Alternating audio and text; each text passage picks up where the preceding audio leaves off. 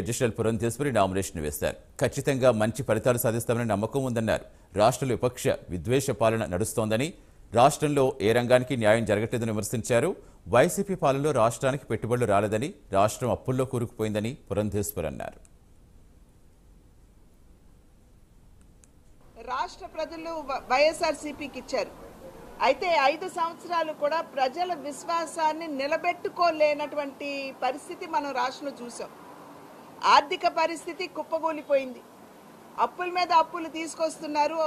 పోనీ అప్పు తెచ్చి ఏదైనా ఆస్తి నిర్మాణం జరుగుతున్నదా అంటే లేదు. చివరికి ప్రభుత్వోద్యోగులకు కూడా సరి అయినటువంటి సమయంలో జీతాలు ఇచ్చుకోలేనటువంటి పరిస్థితి రాష్ట్రంలో చూసాం. అదేవిధంగా ఏ రంగం వారికి కూడా ఇవాళ న్యాయం జరగనటువంటి నేపథ్యం.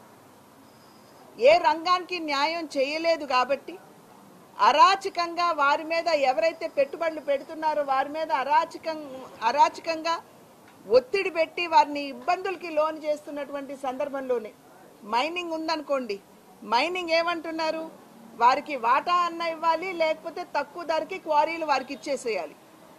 ఇండస్ట్రీలు పరిశ్రమల యొక్క పరిస్థితి కూడా అదే.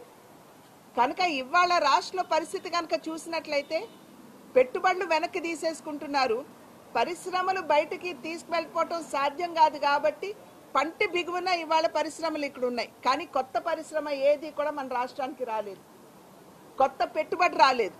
రాష్ట్ర ప్రజలు వైఎస్ఆర్సీపీకి